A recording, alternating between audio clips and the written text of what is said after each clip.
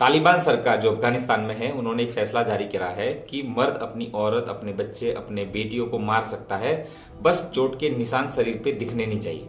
अब जो औरत है वो अपना जो दर्द है, अपने ऊपर जो हुए जुल्म है, वो साबित नहीं कर सकती। अब ऐसा ही जो मामला है वो भारत के अंदर सामने आया है। भारत के जो छत्तीसगढ़ के हाईकोर्ट है, उनके जो जज है, वो जो जजमेंट देते हैं, मुझे ऐसा ही तालिबानी लगता है। कृपया करके वीडियो को अंत तक जरूर देखना, आपको समझ में आ जाएगा मैं ऐसा क्यों और किस लिए गया। जब कानून और इंसाफ आमने सामने खड़े हो जाए, तब सच किसके साथ होता है, यह असली सवाल है। ये कोई कहानी नहीं है, ये सच्ची घटना है और ये घटना हुई थी छत्तीसगढ़ राज्य में। आज से 20 साल पहले 2004 का मामला है ये। आरोप था कि छत्तीसगढ़ के रहने वाले आरोपी वसुदेव गौड़ ने एक महिला को बहाने से घर में बुलाया, उसे कमरे में बंद किया, उसके हाथ पैर बांधे, मुंह में कपड़ा ठूसा और उसके साथ बलात्कार किया।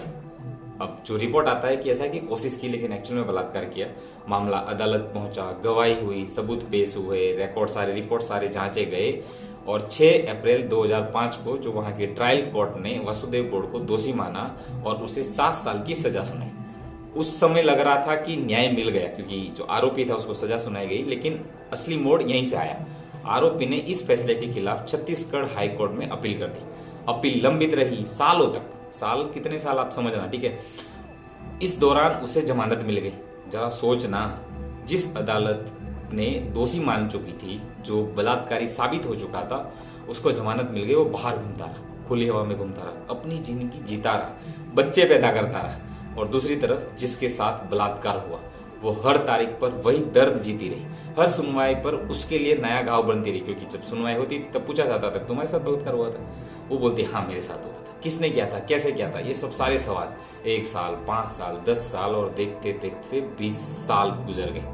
फिर आया 16 फरवरी 2026। छत्तीसगढ़ हाईकोर्ट के जो जस्टिस है नरेंद्र कुमार व्यास ने इस फैसले में सुनाया फैसला, ठीक है। फैसला क्या था वो आप थोड़ा सा ध्यान से सुनना। कानून के अनुसार रेप साबित करने के लिए पेनिट्रेशन यानी जो योनि के अंदर वीर्यपात होना जरूरी है।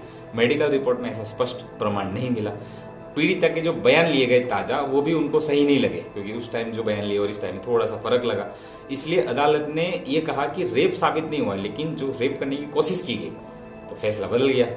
रेप नहीं था, रेप करने की कोशिश थी, तो सजा जो 7 साल की थी उसको घटाकर 3 साल 6 महीने कर दी गई। जरा सोचना, मतलब सोचना, एक तरफ आरोपी जिसने अपील की, जमानत ली, सालों तक बाहर रहा, अपनी जिंदगी जीता रहा। दूसरी तरफ जो पीड़ित थी, जिसके साथ में अत्याचार हुआ था, उसने 20 साल इंतजार करा। असली सजा किसने? क्या न्याय सिर्फ फैसला सुनाने का नाम है या फिर समय पर न्याय मिलने का नाम है? अगर न्याय आने में ही 2 दशक लग जाए तो क्या वो सच में न्याय कहलाता है? और जो न्याय दिया गया है वो भी तालिबानी, मुझे समझ में नहीं आ रहा है। सजा अदालत देती है, लेकिन इंतजार की सजा पीड़ित भुगतता है। फैसला सुना दिया गया है, लेकिन क्या सच में न्याय हुआ?